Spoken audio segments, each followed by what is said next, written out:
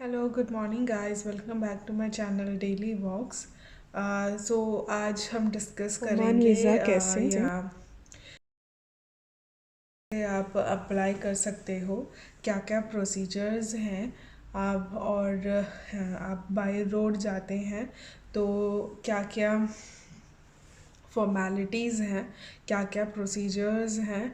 और क्या है, हम अगर एक रोड ट्रिप के लिए जा रहे हैं तो क्या एसेंशियल चीज़ें हमारे साथ होनी चाहिए ताकि कोई भी डिफ़िकल्टीज़ हो तो वो हम फेस कर पाएँ।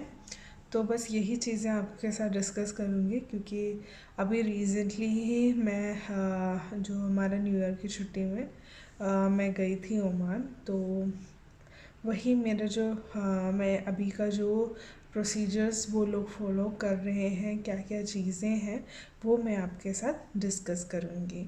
ओके। तो वीज़ा आप ओमान का दो टाइप से ले सकते हैं। एक है ई वीज़ा और जो हम ऑनलाइन अप्लाई कर सकते हैं। तो यहाँ आप विज़िट आप अगर लेना चाह रहे हैं तो मैं यहाँ पर जो डिस्कस करूँगी वो जीसीसी कंट्रीज़ रेजिडेंट्स के लिए मतलब उनका ही रख के मैं आपसे डिस्कस करूँगी।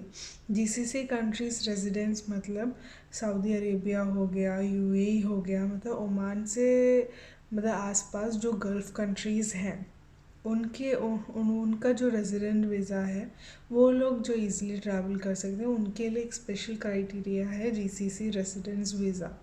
ओके।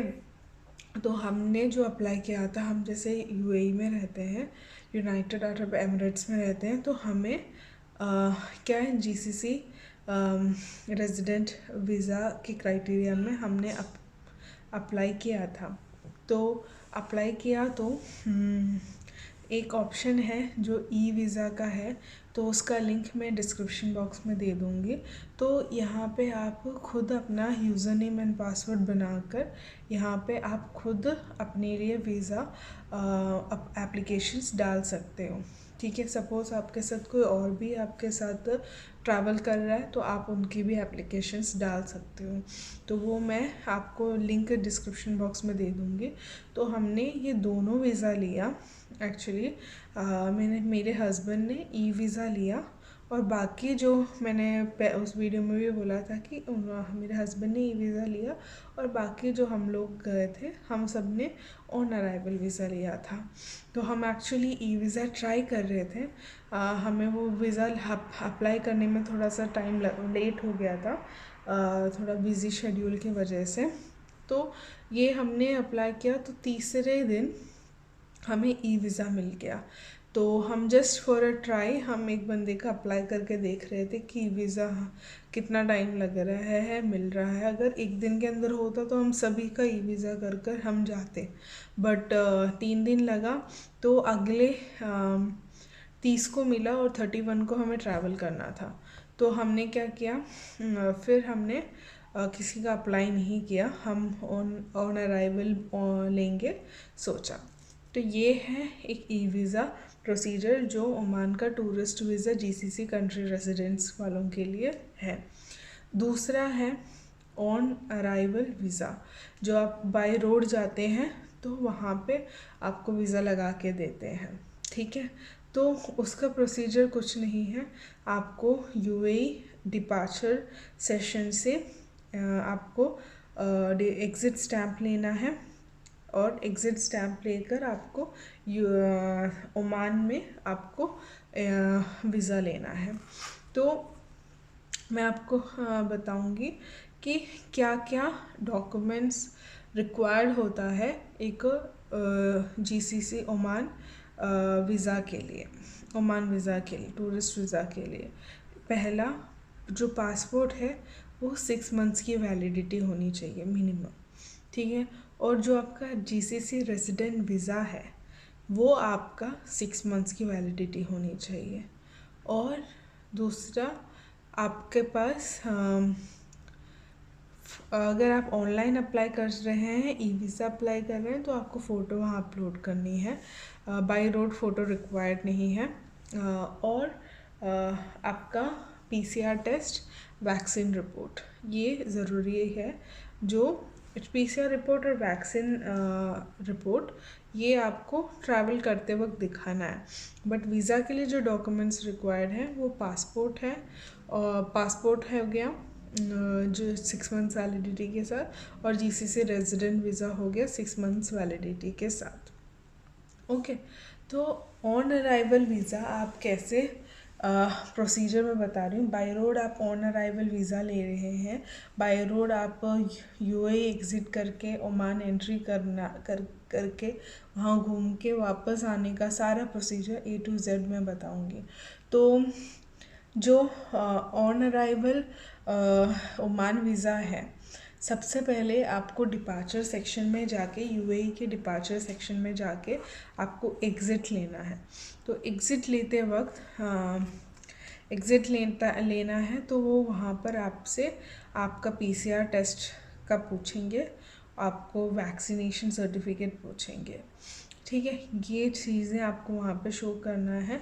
और बाय रोड है तो आपसे वो मुल्किया, आपका जो गाड़ी का रजिस्ट्रेशन कार्ड है उसकी डिटेल्स भी पूछेंगे, क्योंकि अगर जैसे कि आप ट्रैवल कर रहे हैं और आप ही के नाम पे वो गाड़ी है, तो आप अपना गाड़ी का नंबर उनको बता देंगे या अपना रजिस्टर्ड कार्ड उनको दिखाएंगे तो वो डिटेल्स फेच करके चेक कर सकते हैं।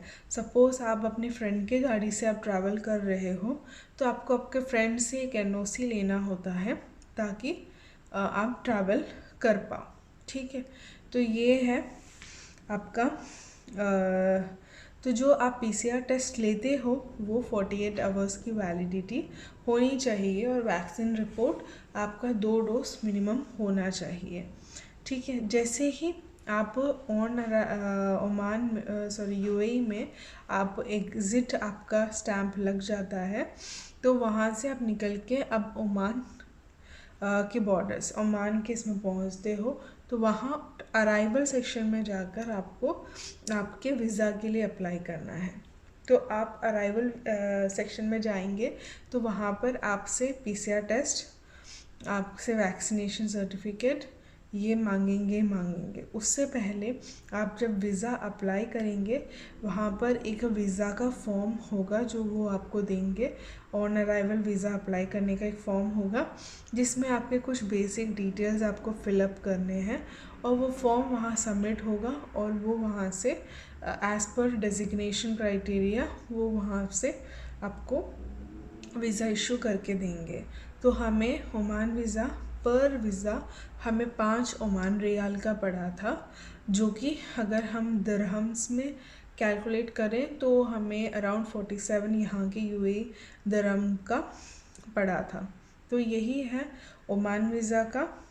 आप वहाँ पहुँचेंगे, आपको वो फॉर्म फिल करना है, आपका वो PCR टेस्ट, आपका वैक्सीनेशन सर्टिफिकेट, आपका गाड़ी का रजिस्ट्रेशन कार्ड का डिटेल्स, ये सब रख कर आपका वहाँ पर वीज़ा अप्रूव करेंगे। साथ में गाड़ी का एक और चीज़ देखेंगे, वो आपसे चेक करेंगे कि आपका गाड़ी का जो इंश्योरेंस है वो आपका ओमान में एप्लीकेबल है कि नहीं, ओमान इंक्लूडेड है, इंश्योर्ड है या नहीं, ये वो चेक करेंगे। वो आप अगर ट्रैवल कर रहे हैं तो अपने इंश्योरेंस टीम से कांटेक्ट करके पहले ही वो इन्फॉर्मेशन कलेक्ट कर उससे रिलेटेड कोई डॉक्यूमेंट है तो कलेक्ट करके अपने पास रख लेना, तो उनको शो करेंगे तो आपको कोई दिक्कत नहीं होगा। अगर इनकेस आपका ओमान इंश्योरेंस नहीं है तो फिर वहाँ पे एक ऑरेंज कार्ड बनता है जिसका कुछ अराउंड 100 दिरहम्स कुछ पेमेंट होता है, तो वो आपको पे करना होगा। तो यही है, जो आप जा रहे हो तो आपका क्या प्रोसीजर है। जैसे ही आपका पासपोर्ट में ओमान का वीज़ा लग गया और एंट्री स्टैम्प लग गया तो आप वहाँ से निकल के आपको सीधा जो जाना होता है, जब जाएंगे तो आपका कस्टम वाले आपका गाड़ी का चेकिंग करेंगे। तो वो आप उनको बस अपना गाड़ी का जो डिक्की है वो खोल के शो कर देना, वो चेक करके रिलीज़ कर देंगे। फिर आप ओमान में एंटर हो गए तो आपका जो भी प्लान होगा, डेस्टिनेशन होगा, उस हिसाब से आप ट्रैवल कर सकते हो। तो ये हो गया जब हम ओमान में एंड यूएई से एग्ज़िट करके ओमान में एंट्री करते हैं। तो ये है प्रोसीजर।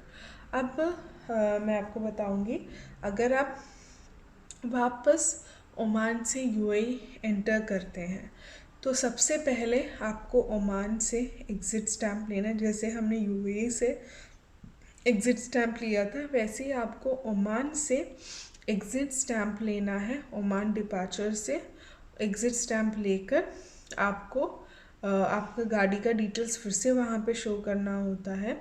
उसके बाद आप यूएई अराइवल सेशन में जाओगे, जहाँ पर आप अपना पासपोर्ट दिखाओगे, आपका वैक्सीनेशन सर्टिफिकेट, आपका जो पीसीआर रिपोर्ट है वो। उससे पहले एक पीसीआर सिर्फ पीसीआर आपका रिपोर्ट देखने के लिए एक चेकिंग पॉइंट होगा, जहाँ पे आप अपना पीसीआर रिपोर्ट शो करोगे और अपना पासपोर्ट शो करोगे। तो वो चेक करेंगे कि आपका पीसीआर की जो वैलिडिटी है वो 48 आवर्स की वैलिडिटी है कि नहीं।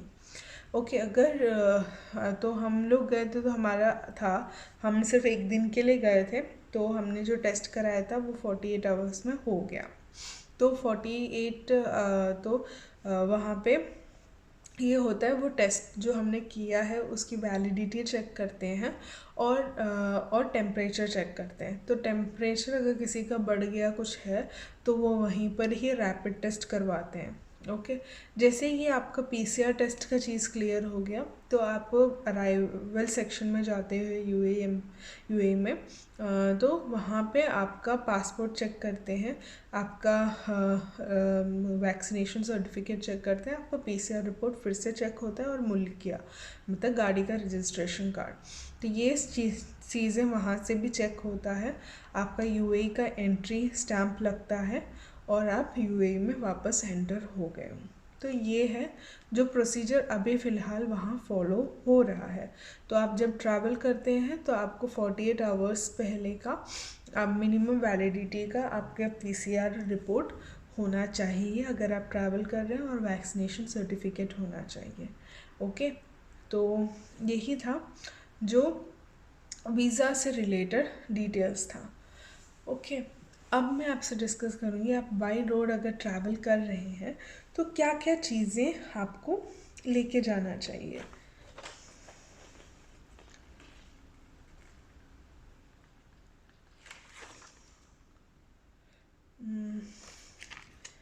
आपको जो ज़रूरत पड़ सकता है, अब मैं आपसे डिस्कस करूँगी जो आप ऑन रोड ट्रैवल कर रहे हैं तो आपको क्या क्या ज़रूरत पड़ सकता है। तो मैंने एक लिस्ट बनाया है, ठीक है। वो डिपेंड करेगा आपका क्या है, आप कितने टाइम के लिए जा रहे हो। बट ओमान आप अब कोई भी मिनिमम जो आपको जो विज़िट करने का एरिया है उससे कम से कम 2.5-3 घंटे लगेंगे ही लगेंगे। तो वो है, तो आप बाई रोड अगर आप कुछ स्नैक्स वगैरह रखते हैं, ठीक है, तो मैं आपको एक एक लिस्ट बताऊंगी जो होना चाहिए आप अगर बाय रोड ट्रैवल करें, क्योंकि कभी भी कुछ भी इमरजेंसी हो सकता है, कभी कोई भी रिक्वायरमेंट हो सकता है। तो उस टाइम आसपास कुछ नहीं होगा और हम पैनिक हो जाएंगे। तो उससे अच्छा है कि कुछ चीज़ें लेकर अपनी गाड़ी में रख लें, ताकि अगर कोई डिफ़िकल्टीज़ हम फेस करें तो वो हम ईज़िली ओवरकम कर पाएँ। तो एक तो स्नैक्स हैं, आप कुछ स्नैक्स ऐसे रख लीजिए अपने पास, क्योंकि लॉन्ग ड्राइव है तो नींद आने का चांसेस है, बहुत कुछ पॉसिबिलिटीज़ हैं। तो अपने पास स्नैक्स रखो, पानी रखो प्रॉपर। अगर आप 20 लीटर बॉटल लेके रख सकते हैं वो बहुत अच्छा ऑप्शन है, नहीं तो आप जो बॉटल्स आते हैं पैक्ड वो आप स्टोर करो। और एक पोर्टेबल गैस स्टव होना चाहिए, क्योंकि आप जब लॉन्ग ड्राइव करते हैं तो बीच में अगर कोई शॉप कुछ नहीं है, सिर्फ जैसे कि यहाँ पे ट्रैवल करते हैं तो सिर्फ रेगिस्तान ही रेगिस्तान है बीच में, तो उस ऑप्शन में आप अपना गाड़ी साइड में लगाकर पोर्टेबल गैस स्टव में आप चाय कॉफ़ी कुछ आपको बनाना है या भूख लगी है, मैगी वैगी कुछ जल्दी ऐसे बन सकता है, तो एक पोर्टेबल गैस स्टव रखना है। पानी तो मैंने बोल दिया, और एक फ्लैशलाइट रखना चाहिए, और एक अगर सपोज़ आप बाहर कैंपिंग करना चाह रहे हो तो आप टेंट वेंट ये सब अपने पास रख सकते हैं। और ready to eat food items आपको रखना चाहिए, मैगी रखना चाहिए, ठीक है, डिस्पोजेबल कप्स प्लेट्स ये सब, और गार्बेज बैग रखना चाहिए, और कुछ एक्स्ट्रा ड्रेसेस इन केस कोई रिक्वायरमेंट हो गया, एक्स्ट्रा फुटवेयर जो कंफर्टेबल हो आपके लिए, और फर्स्ट एड किट होना चाहिए, चार्जर होना चाहिए, पोर्टेबल चार्जर, कभी भी कुछ भी ज़रूरत पड़ जाए तो यूज़ करने के लिए। तो बस यही छोटा मोटा लिस्ट था जो मैंने बनाया था जब मैं ट्रैवल कर रही थी। और तो मैंने जस्ट आपको जो अभी मैंने रिसेंटली एक्सपीरियंस किया, रिसेंटली जो ओमान के प्रोसीजर्स जो रिलेटेड टू वीज़ाज़ एंड वगैरह हैं, वो बस मैं आपसे शेयर करना चाहती थी। तो होप आपको ये मेरा वीडियो अच्छा लगा हो। तो प्लीज़ मेरे चैनल को सब्सक्राइब करना और मेरे वीडियो को लाइक एंड शेयर करना। Thank you so much for watching.